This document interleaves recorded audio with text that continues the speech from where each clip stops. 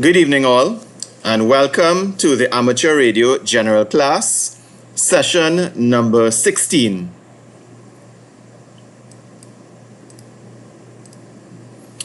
During our previous class, we had a Q&A session. We then had our question pool review, and then we looked at the topics of an inverted V antenna. We also looked at the horizontal loop antenna, the log periodic antenna. We discussed the concept of near vertical incidence skywave antennas, or NVIS. We discussed the beverage antenna. We talked about the concept of harmonic rejection. Also, we discussed the trap vertical antenna, end-fed half-wave antennas. We looked at the magnetic loop antenna, also the screwdriver antenna, the halo antenna, and we rounded off that section and we went on to the next topic and we discussed sunspot cycle, the solar flux index or SFI, and also band propagation and solar cycle.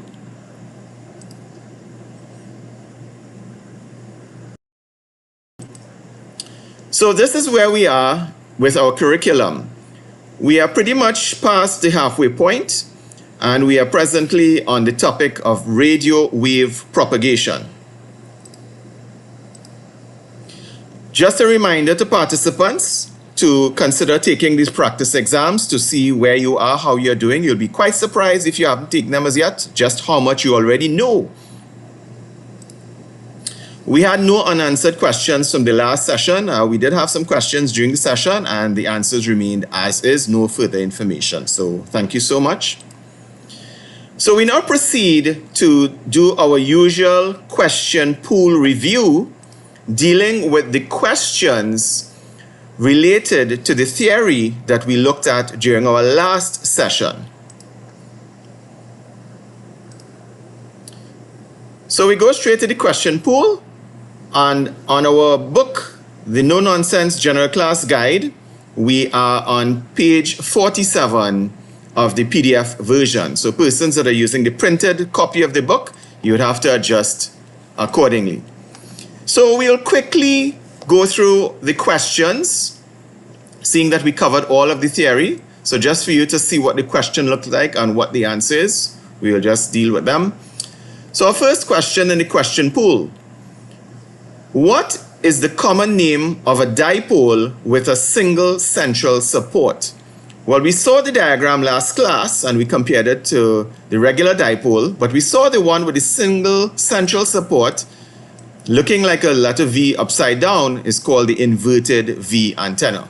As simple as that. What is the combined vertical and horizontal polarization pattern of a multi-wavelength horizontal loop antenna? So let's dissect this question a little bit. What are they asking us? They're asking for the combined vertical and horizontal polarization pattern. That's what they're asking us for. So is it directional, omnidirectional, what's the radiation angle, and so on. So that's what they're asking us. Combined vertical and horizontal polarization. But of what? Of a multi-wavelength horizontal loop antenna. So that's what they're asking us. And as we learned last class, that describes it's virtually omnidirectional with a lower peak vertical radiation angle than a dipole. So again, any issues with this particular question, just review last class's video or the slides from the slide deck for a refresher. So moving right along, next question in the question pool. Which of the following describes a log periodic antenna? So we had a diagram showing what it looks like, how it's constructed, and the answer is the log periodic antenna is described element length and spacing vary logarithmically along the boom. Remember we showed that the distance of the elements along the boom varied as well as the length of the elements, and that's how it's described. So that's the answer for that question in the question pool. So quickly run through the questions before we go to some more theory. Which of the following is an advantage of a log periodic antenna? So they're asking us, what is an advantage What type of antenna? Log periodic antenna. And we learned that one of the main advantage of the log periodic antenna, while the gain may be relative to a Yagi of the same construct, less gain, you did have a wider bandwidth for a log periodic antenna. So that's the answer, wide bandwidth. Moving right along. Next question in the question pool. And a reminder to students, the number that appears in brackets, or the characters that appear in brackets right after the question number, is the question pool number. So right after the question, there's the Gulf 9 G9 D01, Gulf 9 Delta 01. That is the question pool number that you can use the PDF and do Control F to control find and find the actual question in the question pool. And that will take you to the question, which is this. It will show you the correct answer and it will also show you the other distractors. So just a reminder, if you need to find those questions in your question pool, which has also been circulated to all students. So let's move along. Which of the following antenna types will be most effective as a near vertical incidence skywave or NVIS antenna for short skip communications on 40 meters during the day? So let's dissect this question. They would like to know which antenna type will be most effective as NVIS. Remember we discussed the concept of NVIS, how we construct an NVIS antenna, the properties of it. So the answer for that question is it's a horizontal dipole placed somewhere between 1/10 and quarter wavelength above the ground. So last class we had a diagram that showed or illustrated what that looks like. Moving right along. Next question in the question pool. What is the primary use of a beverage antenna? We said that it was really a receiving antenna, so it's a directional receiving for low HF bands, and that's the primary purpose of our beverage antenna. Moving right along, next question in the question pool. Which of the following is a disadvantage of multiband antennas? So let's dissect this question. It's a short question, but let's dissect it all the same. What are they asking us for here? They're asking us for a disadvantage, but for what? Multiband antennas. So what's the disadvantage of multiband antennas? We learned the last class that they have poor harmonic rejection. So again, if you need a review, look at the last class or the notes and you'll get the theory associated with it. Moving right along. What is the primary purpose of antenna traps? We had a slide that showed what an antenna trap looked like, what it's constructed, as well as the use. And the reason we have antenna traps is to permit multi-band operation. Remember, said that the traps make the antenna look shorter for the frequency that is in use. So it allows, for example, we looked at the trap vertical and it can be used on multiple bands. Well, that is exactly what the traps are for, to allow that antenna or a particular antenna to operate on multiple bands. So the answer is to permit multi-band operation. Let's move along quickly. What is the feed point impedance of an end-fed half-wave antenna?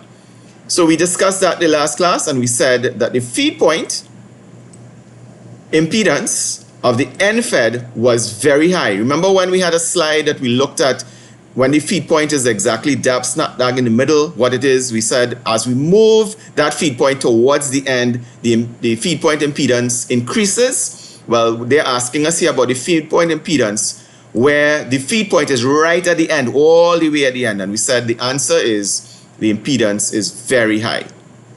Okay, so let's continue. In which direction or directions does an electrically small loop, meaning less than 1/3 wavelength in circumference, have nulls in its radiation pattern? So we had a diagram showing us what a loop antenna looked like. And we said that the null, this is what they're asking us. What direction is there nulls or low signal or no signal at all? And we said that for a loop, it's broadside to the loop. That's where you find the nulls. Again, we showed the cardio diagram to show exactly how that looks. So just take a quick review of the slides or the video from the last class if there's any doubt. So continuing, let's see how quickly we can finish up these questions before we go back into theory. How does a screwdriver antenna, or rather, how does a screwdriver mobile antenna adjust its feed point impedance. So we had a diagram showing what a screwdriver antenna was, how it's constructed, and we showed that the feed point impedance is adjusted by varying the base loading inductance. Remember, we showed the coil moving up and down, and therefore the inductance changes. Well, that's exactly how a screwdriver antenna works. Moving right along, next question in the question pool. In which direction is the maximum radiation from a portable VHF/UHF halo antenna? So let's dissect this question.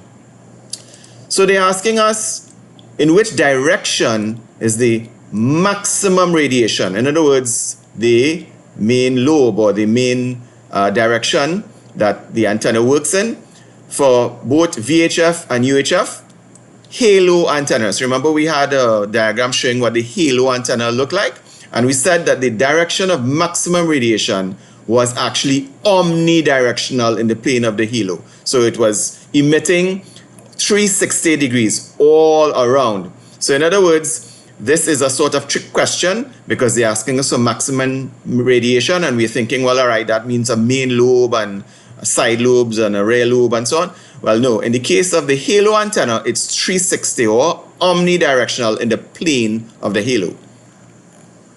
Okay, so let's just answer these couple of questions for the new topic, radio wave propagation, and then we'll continue into some theory on radio wave propagation. Some pretty exciting topics tonight, actually. All right, so we're going to have some fun. Let's just finish up these questions in the question pool. What is the significance of the sunspot number with regard to HF propagation? So last class, we discussed what the sunspot number was, and we said that the significance is that the higher sunspot numbers generally indicate greater probability of good propagation at higher frequencies. So that's why hams, we tend to pay attention to the sunspot number. And remember, we also said, coming up next, the solar flux index. So let's look at the following question that talks just about that. What is the solar flux index? So we said it's related. It's similar to the sunspot number, but hams tend to look at that as a measure of solar radiation at the 10.7 centimeter wavelength. Remember I said in the last class, that's about 2.8 gigahertz. So this is the question, what is the SFI or solar flux index? It's a measure of solar radiation at 10.7 centimeter wavelength. Next question in the question pool. At which point in the solar cycle does the 20-meter band usually support worldwide propagation during daylight hours? So let's dissect this question a little bit. So they're talking about the solar cycle. And remember we said that the solar cycle was on average about 11-year cycle that the sun goes through. But they're asking us about the 20-meter band. When does it usually support worldwide propagation during daylight hours? And our answer was actually at any point in the solar cycle, we tend to have props or propagation on the 20-meter band during daylight hours, no matter the area or the point of the solar cycle. So that's our answer. Next question in the question pool before we go into our theory. Which of the following are least reliable for long-distance communications during periods of low solar activity?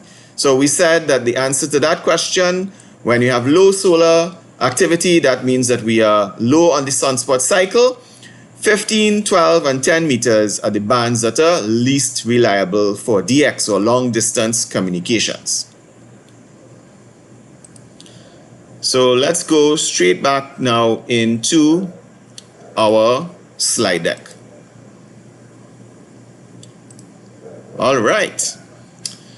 So that's it for our question pool review. We go now into some theory. So continuing along the topic of radio wave propagation, and we discussed or started last session talking about sunspot cycle, solar flux index, and so on. So we're continuing in that vein. We're talking now about the fact that the sun itself affects amateur radio communications. We pay close attention to what the sun is doing at any point in time. So we say that the sun has a significant effect on HF, or high frequency radio propagation. And that is the way the radio waves travel, how they refract off of the ionosphere. And refracting, as you may recall from the technician class and previous sessions, is really the signal bouncing off of the ionosphere. And we'll come to some more slides that illustrate that further. But we need to know for our exam that the sun rotates. Just like the earth rotates, the sun also rotates. And this, if we were to look at our slide, we'll see that the sun is rotating in this way. So the sun rotates, and it rotates on average a 28-day cycle. So we need to know that for our exam, the sun's rotation on its axis is a 28-day approximately cycle. And that rotation causes variation in the HF propagation conditions. Why? Because the sunspots on the sun move away from us, go behind, and then come back at us on that 28-day rotation. Apart from the sunspots themselves changing, the sunspot come in and out of view towards the earth. And that's why the sun's rotation affects HF propagation, just because those sunspots that affect us rotate out of view and back into view. So we need to know that for our exam. And here we have our propagation forecast as we showed the last class. So also we need to know about what occurs with the sun. There are certain things that occur on the sun itself that affects us as amateur radio operators. So we talk about sudden ionic disturbances and solar flares. And a sudden ionic disturbance is when a solar flare occurs, and when that happens, X-rays and ultraviolet light is emitted from the sun, and of course it travels to the earth. So we have our sun that's emitting UV and X-rays. Now, because it's ultraviolet light and because it's X-rays, those travel very quickly from the sun to the earth. So we need to know for the exam that it takes approximately 8 minutes for those things to reach from the sun to the earth. So if there's a solar flare on the sun, it reaches the earth, or at least the UV light and the X-rays associated with the flares that occur on the sun reach the earth in approximately 8 minutes. And they do affect radio wave propagation. We need to know that for our exam. Now, we also need to know that the daytime ionospheric propagation can be affected by those solar flares. The X-rays in particular can disrupt signals when they reach the earth, and there can be blackouts that occur. So that's what we mean by disruptions, especially on lower frequencies more than the higher frequencies. So we need to know as hams, when we hear that there's a solar flare occurring, it can affect our propagation. And we have a diagram here showing the different layers of the ionosphere. During the daytime, we'll come to it again, you notice that there's the F2 layer during the daytime and an F1 layer. At nighttime, it's really just one F layer. So we'll come to that in a little bit. And also, these are some of the diagrams that amateur radio operators look at to determine what occurs when there's a solar disturbance. So we said several things occur on the sun that affect us as amateur radio operators. Another phenomenon is the coronal holes or coronal mass ejections. So if we were to look at our diagram on the right-hand side here, we see what coronal holes look like. We also see towards the right-hand side what a CME or coronal mass ejection looks like. This is it here, coronal mass ejection, and it's quite different to a solar flare. So note the differences: coronal holes, coronal mass ejection. And when these occur, charged particles emit or are emitted from the sun, and it comes towards Earth. Now, these particles are slower than when a solar flare occurs. If you remember from our previous slide, we said it takes about 8 minutes for a solar flare for the UV and the X-rays to reach the Earth because they are traveling at the speed of light. Well, when you have a coronal hole or coronal mass ejection, those charged particles arrive much slower, and they actually take approximately 20 to 40 hours to reach the Earth. So you need to know that for your exam. Those particles associated with coronal holes and coronal mass ejections take 20 to 40 hours to reach the Earth. And also, just like solar flares, HF radio propagation can be affected and therefore become disturbed as a result of those events. So as hams, we need to pay close attention to our sun. Yet another phenomena occurs when geomagnetic storms occur, and that is when a temporary disturbance in the Earth's magnetosphere occurs. And those things can happen from either a coronal mass ejection or the solar wind associated with the coronal hole. So on the right-hand side here, we see our sun, and there's this thing called the solar wind that is coming at the Earth. And of course, the Earth has its magnetic protection as well. But sometimes you have this condition where it disrupts the magnetosphere, and you can have degraded or degradation in HF radio propagation, especially at high latitudes on the Earth. So you need to know that for the exam, that if you have a geomagnetic storm, you can have degraded high latitude HF radio propagation. Also, you might have heard of the aurora borealis, aurora australis, that sort of northern lights as they would call it sometimes. If you have observed it on the top right-hand corner, we'll see what they look like. These are the auroras. And yes, they are formed, but guess what, hams, as we learned in our technician class, we love to bounce signals off of things. That's what we love to do. We also bounce signals off of auroras, so we can have auroral reflection. We can use the VHF part of the spectrum and actually bounce our signal off of an aurora and bounce it to another part of the Earth. So while that is occurring, it might occur actually degrade your HF performance, but you can actually now do some aurora contacts by bouncing your VHF signals off of the aurora. So that is considered a benefit of when you have these geomagnetic storms. Apart from pretty lights, hams do bounce signals off of it, and you reflect your VHF signals. Need to know that for the exam. So this is just a summary diagram that shows a couple of the different phenomena that the sun emits, as well as it shows you how long in comparison it takes. So remember we said things like the X-ray emissions from flares, they take literally 8 minutes or so to get to the Earth, but we notice that when we have other types of emissions, for example, when we have CME or coronal mass ejection or coronal holes, it can take much longer, and we say 20 to 40 hours, which is a day to a couple of days to reach the Earth. So this is just FYI, a comparison of the different types of phenomena that the sun emits that will affect Earth and affect us as amateur radio operators, and why we need to be concerned about it. Okay, so of course as hams we have key performance indicators or indicators that we look at so that we can predict or we can understand what's happening with respect to our propagation.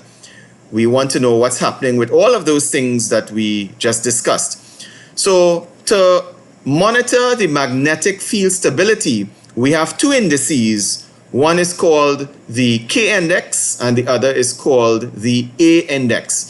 These things are important because as hams, we need to monitor the HF propagation conditions, and by looking at these two indices, we can tell a lot about what is going to happen or what is likely to happen depending on these two indices. And we need to know this for our exam, what are K indexes and what the A index is. So the K index is an indicator of the short-term stability of the Earth's magnetic field. Compare and contrast that with the A index. The A index is also an indicator, but for the long-term stability of the Earth's geomagnetic field. And we gave some examples as to what the A and K indices actually look like.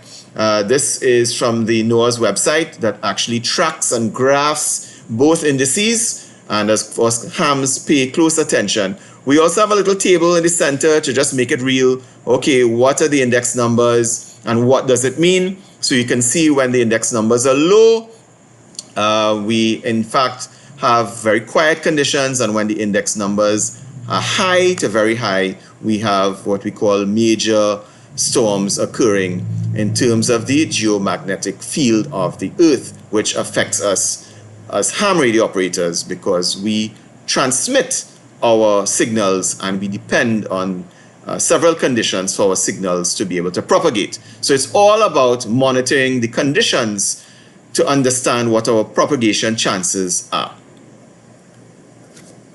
We now come to a couple of concepts that we need to be familiar with as amateur radio operators. And remember, throughout the course, we have been really talking about hams as amateur radio operators. We are really trying to get our signal from where we are to the other amateur radio operator that we're wanting to talk with. So let's say in Trinidad and Tobago, I wish to make a communication with France who's located in St. Lucia.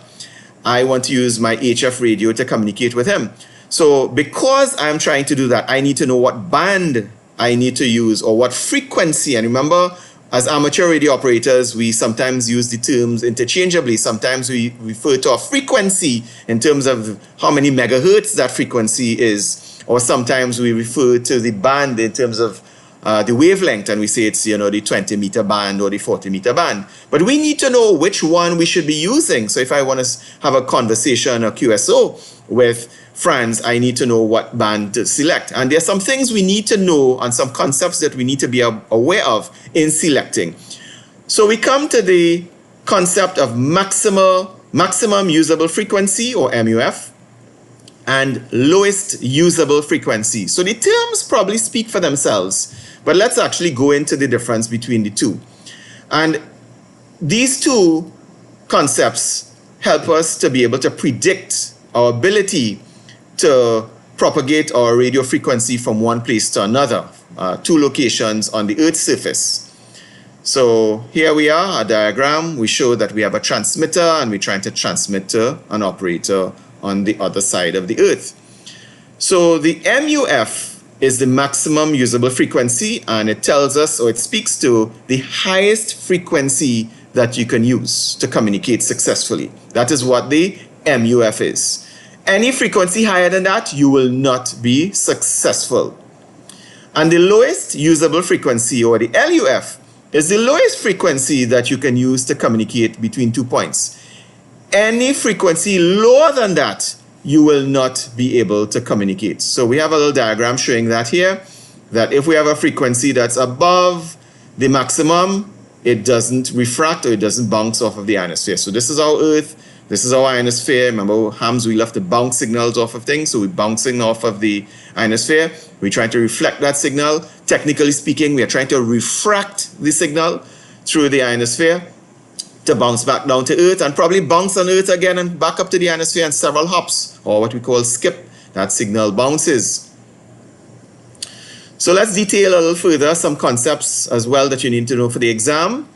That there are a couple of factors that affect the MUF, and we'll be coming to a couple more slides after we take a break that detail this out a little bit. But for the exam, we need to know the factors that affect the MUF, or the maximum usable frequency. The first is the path distance and the location. So how far is the receiver from the transmitter, or the two amateur radio operators? So that's the path distance. And the location, of course. The other one would be the time of day and the season.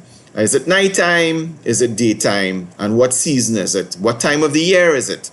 Also, the solar radiation. That should not come as any surprise, because a couple slides ago, we showed that whenever we have solar flares, or we have CMEs, or we have coronal holes, those affect our propagation by affecting the ionosphere, those charged layers in the sky. And of course, ionospheric disturbances. So we need to know these points for exam, that these are the factors that affect the MUF. So at this time, we will take a short 2-minute break. So please get up, take a stretch, have a bathroom break, drink some water, and we'll be back in 2 minutes' time.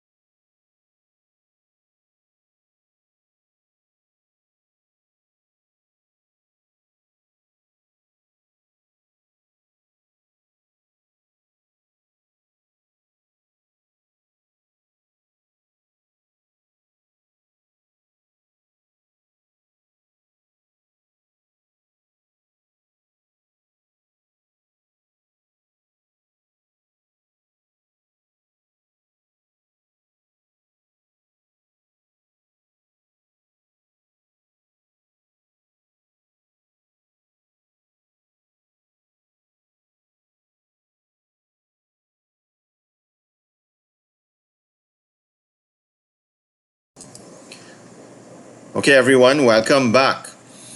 So we continue to discuss the maximum usable frequency, and we said that these are the factors that affect our MUF that you need to know for the exam. Path, distance, and location, time of day and season, solar radiation, and ionospheric disturbances. They all are factors that affect what that maximum usable frequency can be. So we now discuss what we already looked at, but in a very matter-of-fact sort of way, the difference between the maximum usable frequency and the lowest usable frequency and what frequency we can actually use. So some persons are mathematically inclined and like to see a formula.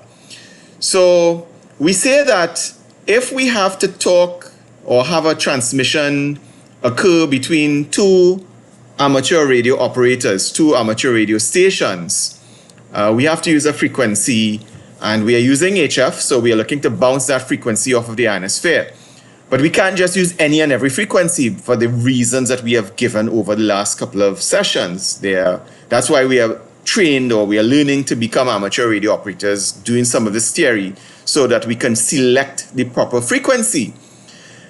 We saw earlier that below the maximum usable frequency is where we need to be, and we also need to be above the lowest usable frequency.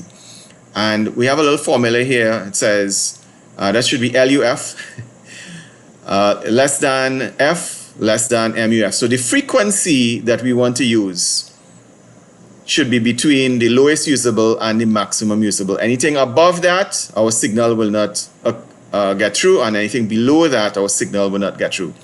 So just think of that frequency that you have to use must be between your MUF and your LUF. And we have a little diagram here that shows the usable frequency window. It shows for a 24-hour period. But we see the green here is where we have the usable frequency window. And notice that it changes during the course of the day. As we said, remember, time of day is one of the things that affects it, right? So as the day goes, the frequency changes.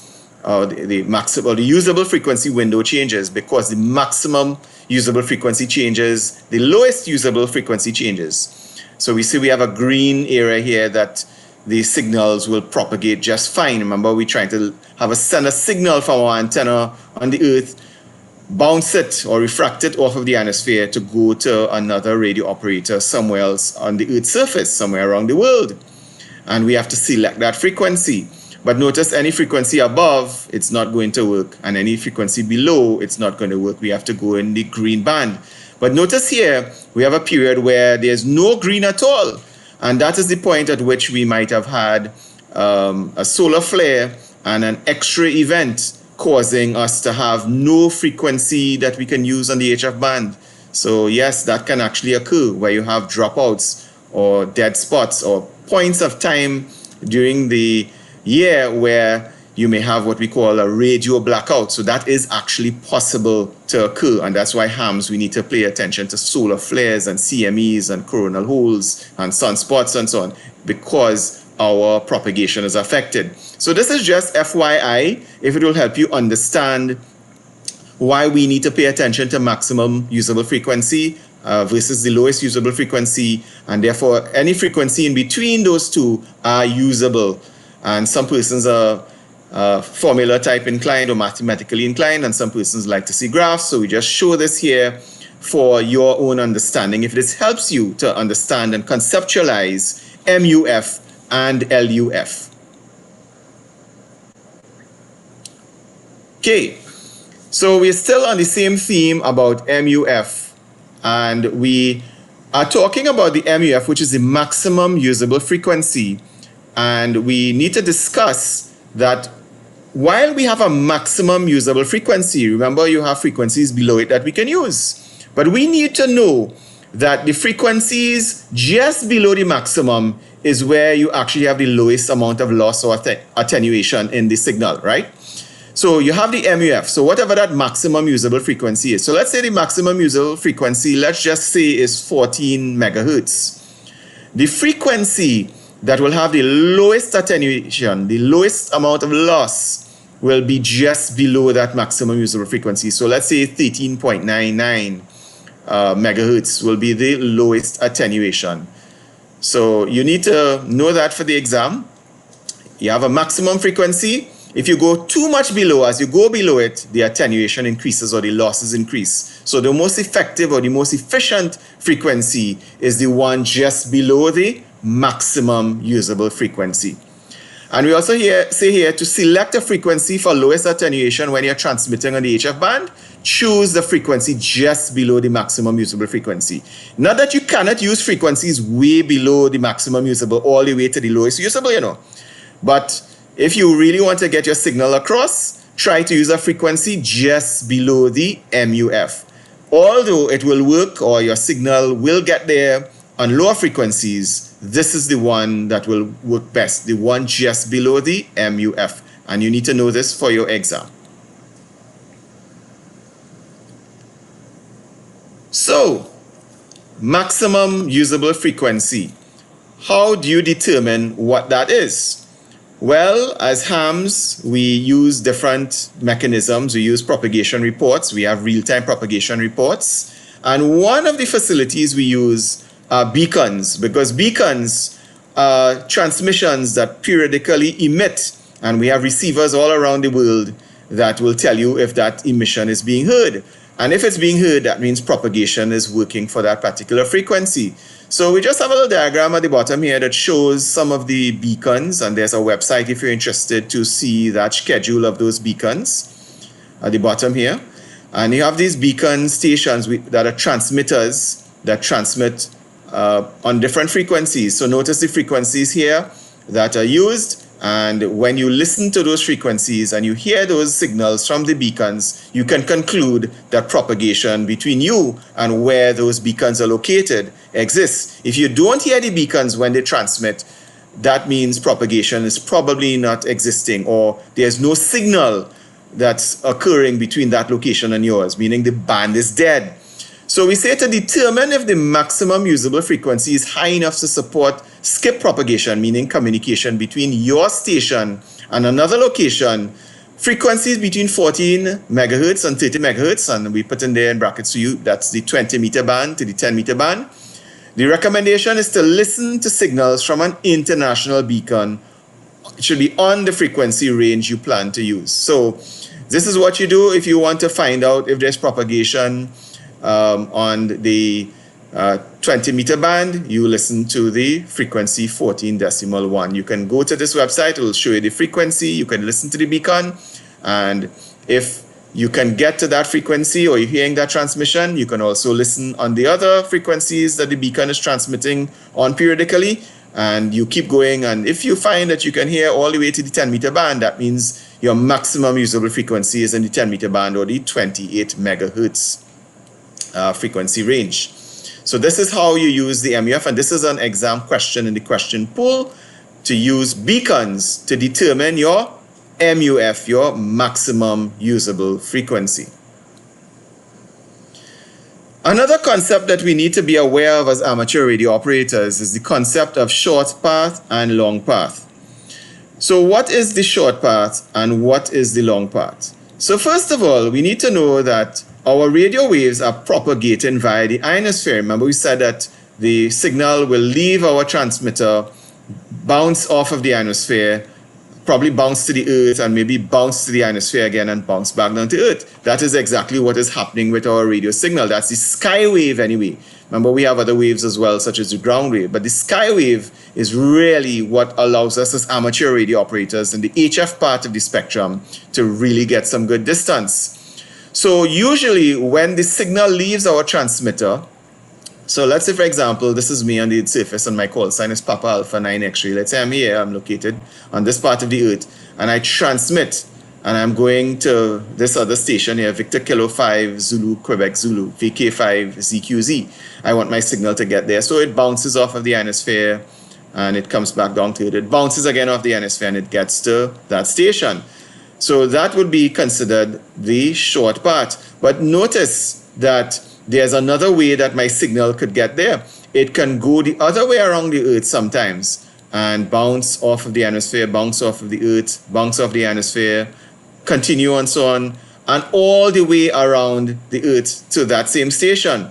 So when the signals bounce in this way, it's considered the short path propagation. And when it bounces the other way, the longer way, that is considered the long path propagation. In other words, the long path is in the opposite direction to the short path. So if I'm facing my antenna north and I am speaking to a station up north and they hear me via the long path, that's fine. But notice that my signal will actually be able to bounce in the opposite direction and end up achieving that same location and arriving at the destination. But it's possible that the both signals could actually arrive at that location at the same time. And when that actually occurs, you can have an echo that is being observed at that point. You have the signal arriving from both the short path and you have the signal that arrives from the long path, and you get an echo because you have two signals arriving slightly delayed. And therefore we say that when the skywave signal goes via both the short path and the long path and it arrives, you can have a slightly delayed echo. Okay, so we also need to know about the ionosphere and the maximum height of the ionosphere. So remember, we said that the ionosphere is comprised of various layers above the Earth's surface, and we name them. So for instance, we looked at this in the technician class. We saw that we had the D layer or the D region, we had the E layer or the E region, and then we have the F layer or the F region. And we saw that during the daytime, because of the sun that's ionizing those layers, they actually split. The F layer actually splits into two layers, the F1 and the F2 layers. That doesn't occur in the nighttime when the sun isn't present on that part of the Earth. It's just one F layer. So this is what the ionosphere looks like in terms of layers.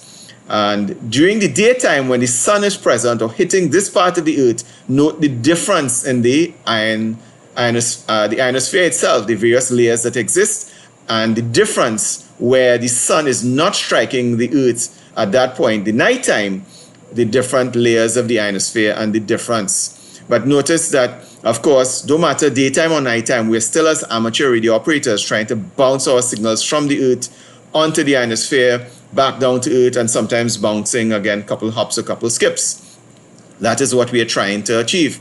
But notice during the daytime, the ionosphere reaches a higher height, or the distance between the Earth's surface and the top of the ionosphere is higher during the day than during the nighttime. So you can see that here. Notice the F2 layer that exists during the daytime, how high it is compared to the F region during the nighttime. So what we need to know for the exam is that the ionospheric layers reach their maximum height when the sun is overhead. So notice the sun is overhead the Earth here. Notice how high up the ionosphere layer is here.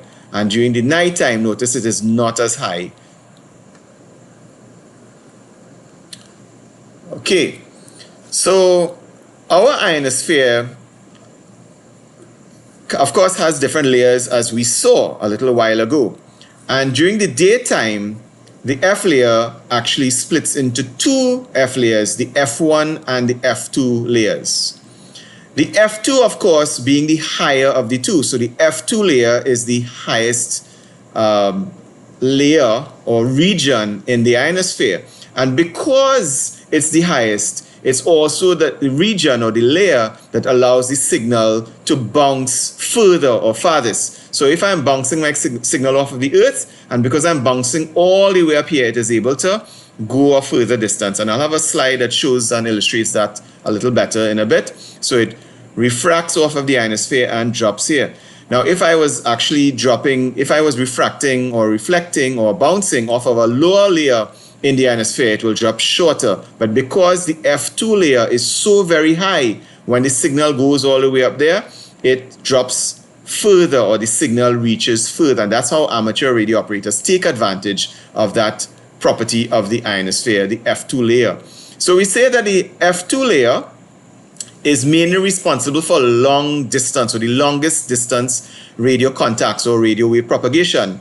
And for the exam, we need to know that it's up to a maximum distance of about 2,500 miles in a single hop. So if I'm on the Earth's surface here and I transmit, and my radio signal goes all the way to the ionosphere F2 layer, and it drops to the other part of the Earth here, using the F2 layer, the maximum distance there is approximately 2,500 miles. Of course, we are doing US exams, so we're given the distance in miles. Persons who are interested in the conversion of 2,500 miles is approximately, I think, about 4,000 kilometers or so. So that's the maximum distance that you get when a single hop, a one-time hop via the F2 layer, and you need to know that for the exam.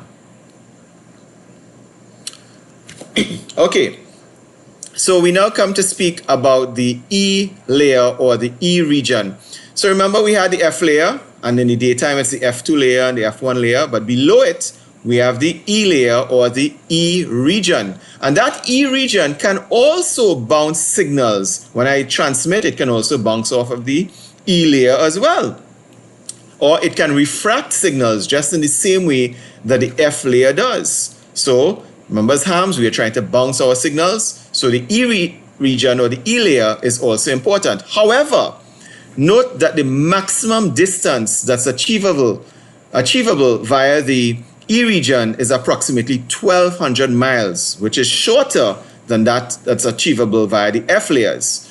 So for the exam, you need to know that the E region, the maximum hop or distance is 1,200 miles. Again, for persons using the metric system, that is just under or just shy of 2,000 kilometers, just to give you an idea as well in metric. So this part of the diagram, if we were to look, the lower left-hand corner, this is my transmitter. And if I'm transmitting and my signal is bouncing off of the F layers, let's say the F2 layer, notice how far my signal goes. But if I'm transmitting and my signal is bouncing off of the D layer, notice that it drops much shorter. So this is just to show a comparison if my transmission goes and bounces or is refracted via the E layer or rather than the F layer. Okay, so we now come to the D layer or the D region. And after this, we will look to wrap up this evening's session. So remember, we said in our ionosphere, we have various layers. We have the F layer, which can be the F2 and F1 layer during the daytime and just one F layer during the nighttime. We have the E layer, and that exists during the daytime. It exists during the nighttime as well. And we have another layer called the D layer. So, of course, persons may say, wait a minute, we have the F layer, we have the E layer, we have the D layer. So, in other words, we have D, E, F. Do we have a G layer? Yes, but we wouldn't be discussing that in our course. So, we have the F layer, the E layer, and the D layer. But notice here in our diagram, we are really only showing the D layer really occurring or being present during the daytime. So, on the right-hand side of our diagram is the daytime, on the left-hand side is the nighttime. And we are seeing here that the D layer exists during the daytime and not so much or doesn't appear on our diagram at all in the nighttime. So we need to be aware of that the D layer is present during the day and it mostly disappears at night. Also, we need to know for the exam that the D layer is the layer that is lowest or closest to the Earth's surface. And if you look at the diagram, you see that here, the F layer is all the way up here, the F1 and F2.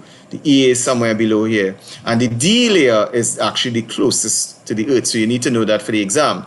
So it goes in that order, D, E, F, as you go higher. So it's just like the alphabet. Increasing the alphabet letter, you get increasing height. So you could memorize it that way. The D layer is the lowest, then the E layer, and then we have our F layer, and it can be F1 and F2 in the night. Sorry, in the daytime, and in the nighttime, it's just one F layer. So notice in the nighttime here, we're not really showing a D layer. We're showing our E layer, and then we're showing our F layer. That's in the nighttime, and that's our ionosphere between the day and the night. Now, the D layer actually is very absorbent. It's an absorbent layer. So that means when the signal goes to the layer, it actually absorbs. But the frequency that it absorbs is what we need to be aware of. And during the daytime, the frequencies that are absorbed are the frequencies below 10 megahertz. So that's why during the daytime, it's very difficult, or you can hardly have propagation on the very low frequencies or the low part of the HF spectrum. So we say that frequencies below 10 megahertz are affected by the D layer during the daytime. Notice that during the night time, the D layer is not really there, and that's why that explains. So if you ever wondered why during the nighttime we have propagation on frequencies below 10 megahertz, the 7 megahertz band, the 3 megahertz band, and so on, the 80 meters, the 160 meters, and so on, we get through very, very, very nice during the nighttime. During the day, you really do not have any propagation. It's because of that D layer in the daytime that exists. It stops propagation from those frequencies. So for the exam, you need to know that the D region actually absorbs the signals during the daylight hours. That skip signal, it prevents it from hopping and skipping and bouncing. And it affects or makes communications difficult on 40 meters, 60 meters, 80 meters, and 160 meters. Those are the lower parts of the HF spectrum, or the longer wavelengths. The lower frequencies are affected by the D region, and we need to know that for our exam.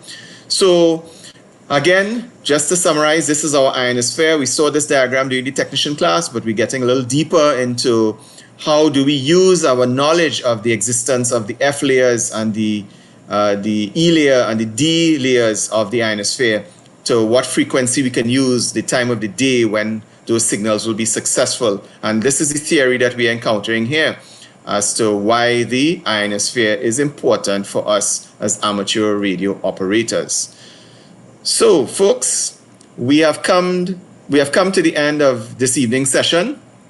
Again, to the new participants, we are having new joins to our session all the time, and we're just asking those persons, as you're coming to the session, please review this link. Contains the entire course on the technician level, tech.ttreact.com. Check that out. 16 videos, 1 hour sessions that you can look at your leisure. It's foundation information. I encourage you to have a look at it. Again, just like this session, we are taking a relatively slow pace. It's exam focused, but we're doing light touch theory. So have a look at it. If any of these concepts that we're discussing in the general class seem a little bit confusing, we have dealt with some of them in the technician class in a little more detail, so you can have a look at it.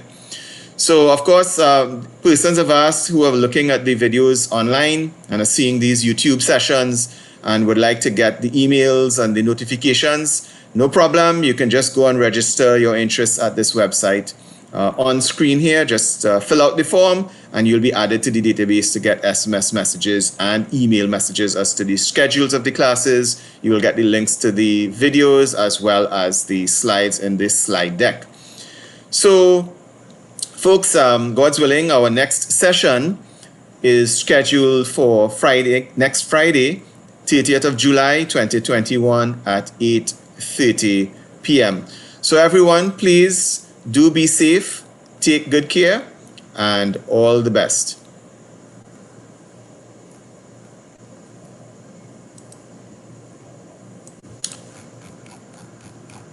Okay, Natasha, good night as well. Larry, good night.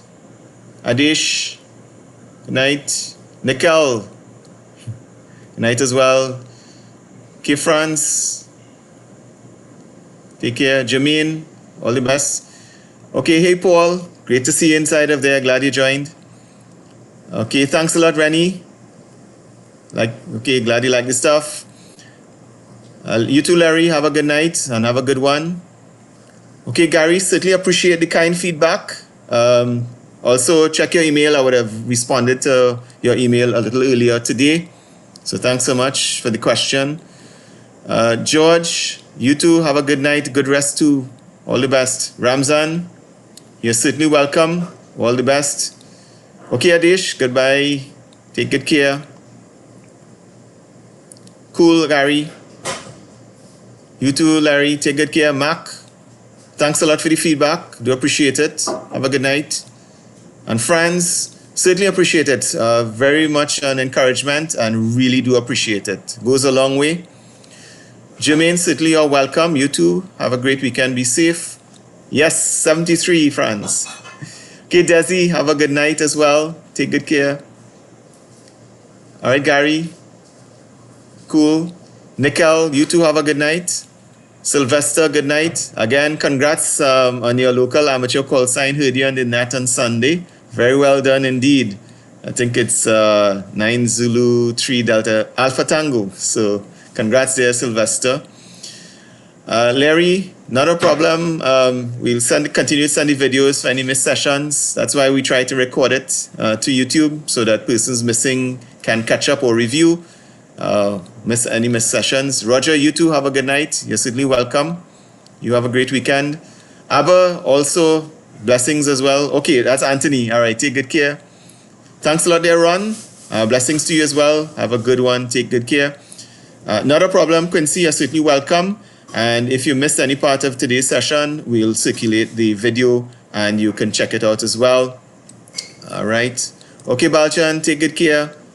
So you raised the hand. Have a good night.